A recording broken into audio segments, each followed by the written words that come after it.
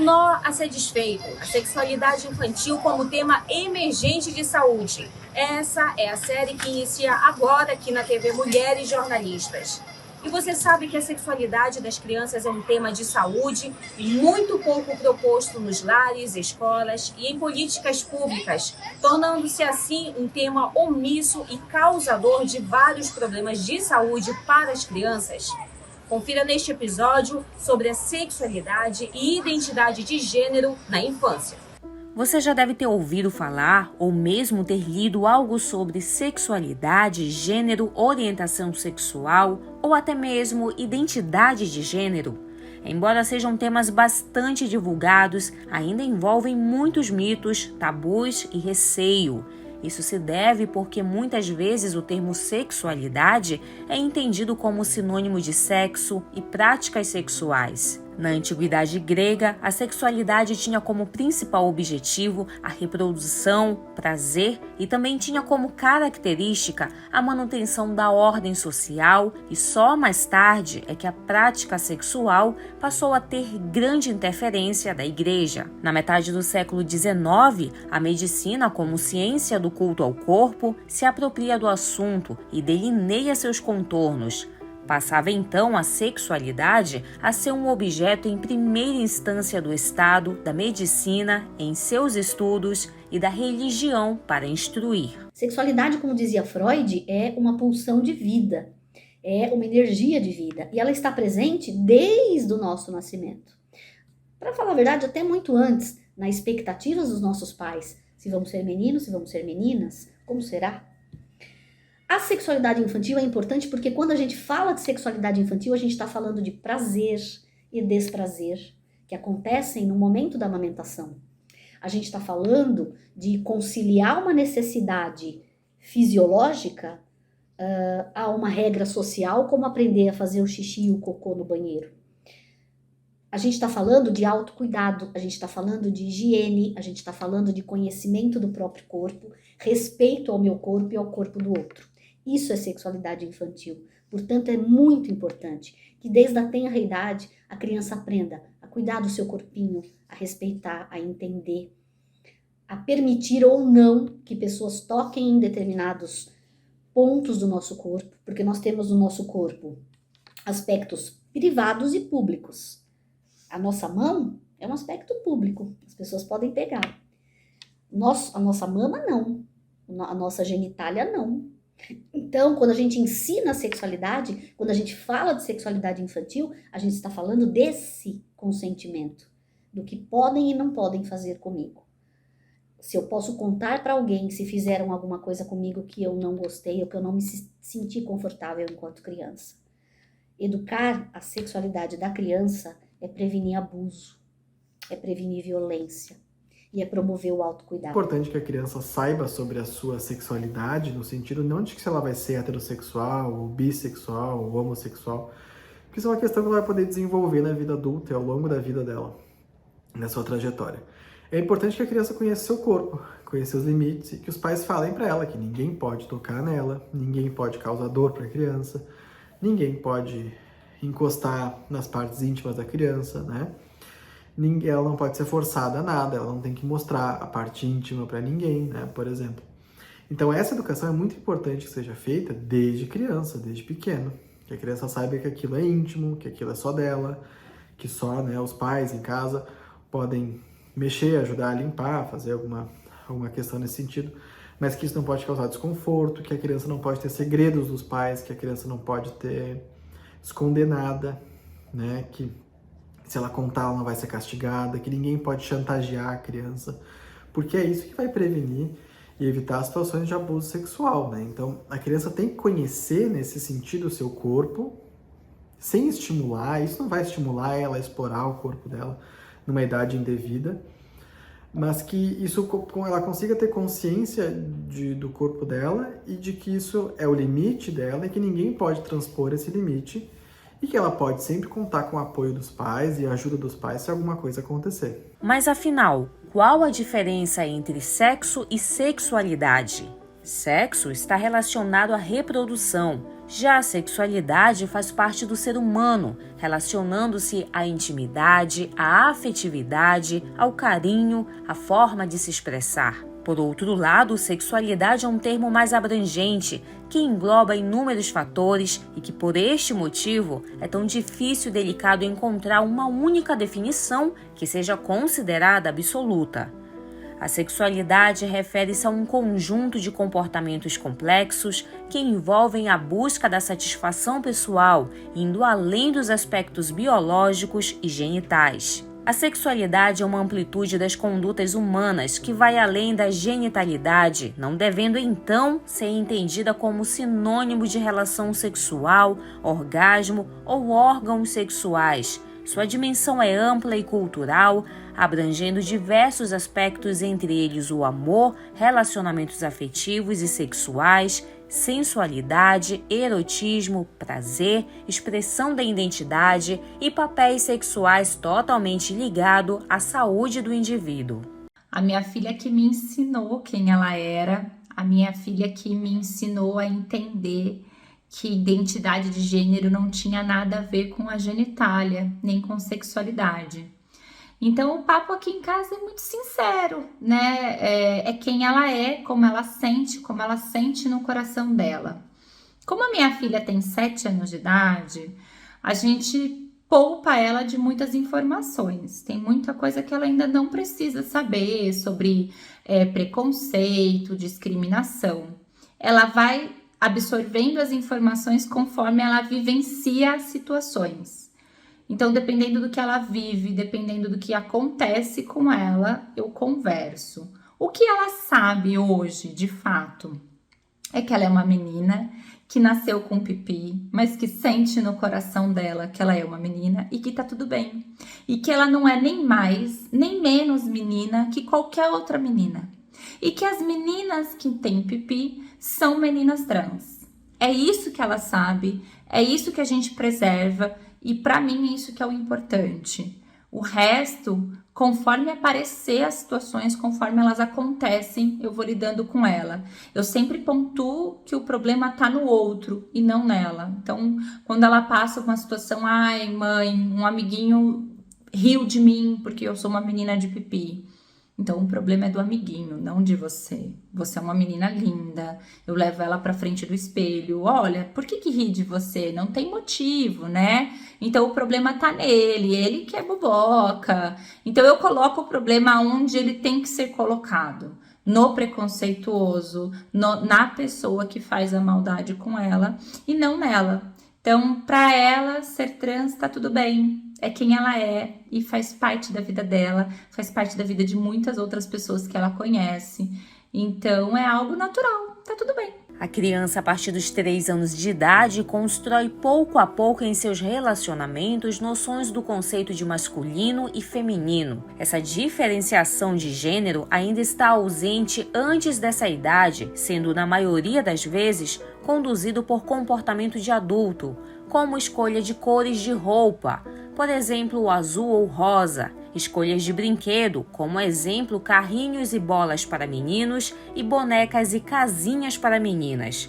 Desta forma, assim como objetos, alguns dos comportamentos de homem e de mulher também são aprendidos pelas crianças. Uma maneira mais correta de conversar com os filhos sobre identidade de gênero e educação sexual, acho que não existe. Cada pessoa está inserida em sua cultura, com os valores que ela foi criada, com o jeito como ela foi criada, né? E as pessoas têm diferentes níveis de acesso ao conhecimento, né? Agora, o que não pode fazer é não falar, né? Não falar sobre um tema é muito ruim, assim. No sentido de que isso acaba uma possibilidade de um diálogo, de tirar uma dúvida que pode salvar, muitas vezes, a criança, assim, de um abuso sexual, por exemplo, né? De alguma coisa pior que estiver acontecendo. A criança tem que saber, tem que conhecer o seu corpo, conhecer as partes do seu corpo, os limites do seu corpo, saber que ninguém pode mexer no corpo da criança, ninguém pode chantagear, ninguém pode forçar a criança a mentir para os pais de maneira alguma, né? É uma coisa que os pais têm que estar sempre abertos, assim, a ter esse diálogo com a criança para que ela possa vir a contar, né? E alguma coisa que aconteceu, alguma dúvida que ela tiver, alguma coisa que estiver acontecendo, uma mudança no corpo dela. A sexualidade se manifesta também na infância e não deve ser abordada equivocadamente como um processo de capacidade reprodutiva, maturamento sexual.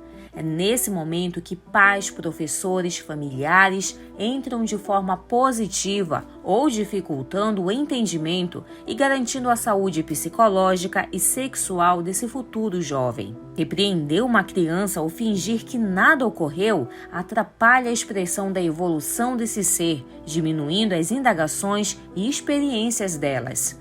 Aqui há duas situações.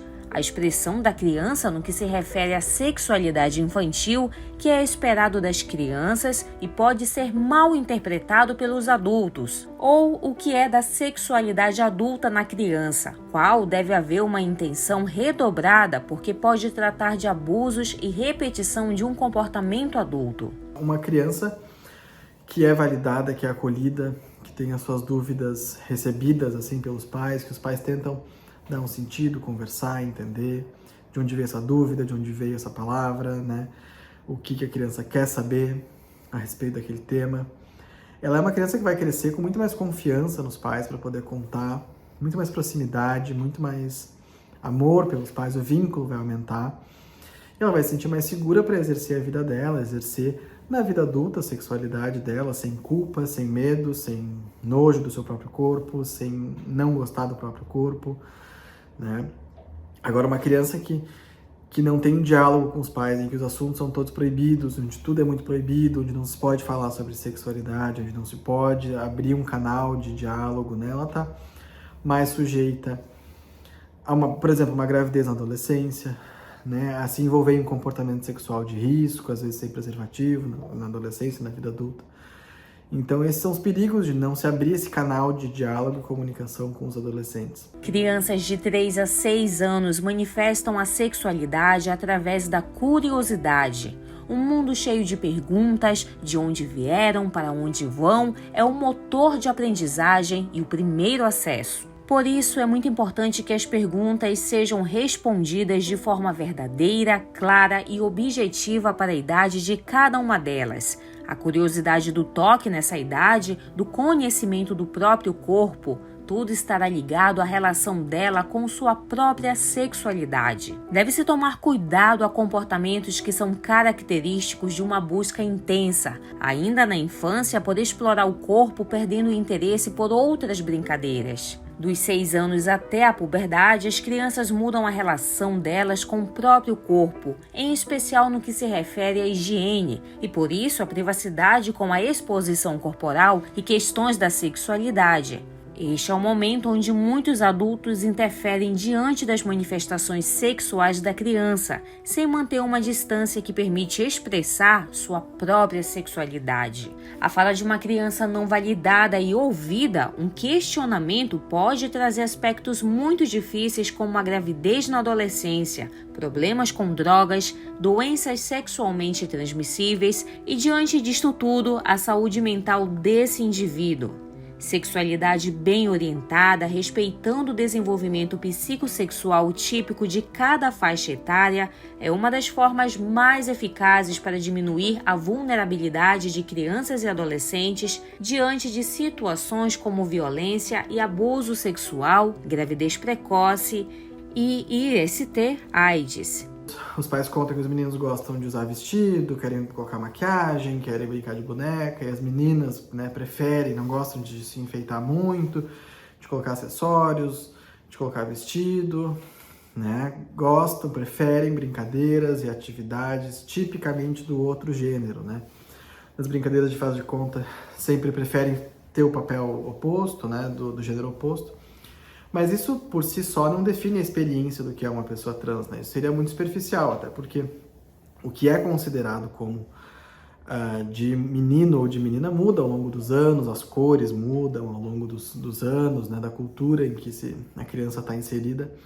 Agora, o que define mesmo a experiência de uma criança trans é esse sentimento, de acordo com o que as próprias crianças contam, esse sentimento íntimo delas de que elas pertencem a outro gênero, né? Que elas desejam ter um outro corpo, né? Ela sabe que existem os casais de 2 meninas, de 2 meninos, os casais que tem tanto menina quanto menino. Então, ela sabe que são casais possíveis. E a gente sempre, quando fala no futuro, a gente deixa isso em aberto, né? Então, quando ela fala, ai mãe, quando eu casar, eu falo, mas você vai casar com um menino ou com uma menina, né? E ela fala, eu ainda não decidi, mas eu ainda vou decidir se eu vou casar com um menino ou com uma menina. Eu deixo em aberto essas possibilidades para ela, de uma forma a naturalizar, né? Não que eu queira ou que eu induza, não é nada disso, é sobre a naturalização. Quando eu coloco para ela, quando você casar ou com um menino ou com uma menina, eu tô deixando isso para ela de uma forma muito natural, que tudo bem casar ou com um menino ou com uma menina. No Brasil, a respeito das conquistas e avanços da reforma psiquiátrica no campo da saúde mental e dos direitos humanos, a abordagem da sexualidade, a prevenção da IST/AIDS e a discussão de gênero entre os usuários dos serviços de saúde mental estiveram ausentes das reflexões acerca dos temas emergentes, urgentes e relevantes no contexto à luta antimanicomial. Além disso, falar de sexualidade com crianças e adolescentes também é uma ferramenta importante para combater a violência e abusos sexuais sofridos por essa população. Eu sou ponto focal nacional de salvaguarda da Aldeias Infantis SOS, que é uma organização de cuidado e de proteção de crianças, adolescentes e jovens que perderam a proteção familiar, o cuidado familiar ou estão em vias de perder. São crianças e adolescentes que já sofreram algum tipo de violação de direitos. Então, na organização Aldeias Infantis SOS, prezamos pelo desenvolvimento integral, né, dessas crianças e pelo apoio, né, para apoiá-las. Nesses casos de incidente, quando ocorre algum tipo de desproteção, temos uma escuta qualificada, profissionais, colaboradores preparados para essa escuta e também para encaminhamentos de caso para a rede de proteção local. Temos esses projetos internos de desenvolvimento tanto dos colaboradores, cuidadores direto, equipe técnica e também oficinas para crianças, adolescentes e jovens. E temos também parcerias, a Aldeia Infantis SOS faz parcerias com a rede de proteção local, com CREAS, com outras OSCs e também com faculdades, em projetos para palestras e oficinas. Temos também, atualmente, nos empenhado, a organização Aldeias Infantis SOS, para desenvolver canais cada vez mais acessíveis e transparentes de denúncia. Inclusive, um canal virtual está sendo implantado em breve, denotando como a organização Aldeias Infantis SOS tem uma preocupação e zela pela proteção e pelo cuidado contra o abuso sexual de crianças e adolescentes, que, em geral, são um público que tem muito interesse no assunto, se desenvolvem bem, participam e modificam muitas vezes o seu comportamento no cotidiano das casas-lares, melhorando o relacionamento com pares, mas ainda assim sabendo identificar problemas, né, de abusos, identificando na relação com os adultos ou entre eles mesmos, abusos e conseguindo denunciar, conseguindo procurar ajuda nesses casos em que precisem de apoio. A OMS já comprovou que quanto mais informação de qualidade sobre sexualidade, mais tarde os adolescentes iniciam a sua vida sexual e quanto menos informação, mais precocemente se inicia a vida sexual. Socialmente, o tema sexualidade sempre foi um tabu, principalmente quando relacionado à criança. No contexto da atualidade, esta situação está mudando. O mundo vem dando oportunidade das pessoas se conhecerem e lidarem melhor com a própria sexualidade. Porém, no espaço escolar, ainda são muitos os desafios para que a sexualidade da criança seja percebida e tratada com naturalidade e respeito, pois ainda perdura a imagem de algo proibido e constrangedor. Tem o projeto Bem Cuidar, que ele é um projeto de João Pessoa, na Paraíba, da Aldeias Infantis SOS, que tem a ver com contação de história para crianças menores, conscientização, a ideia de identificar partes do corpo que não podem ser tocadas. Um exemplo disso é a criança brincando com uma boneca e comentando com a cuidadora e com outras crianças as partes do corpo da boneca que não podem ser tocadas, já o efeito do trabalho realizado. Veja no próximo episódio como é importante aprender para ensinar as questões desde a infância, que as crianças não amparadas podem chegar a ter problemas com a saúde psicológica.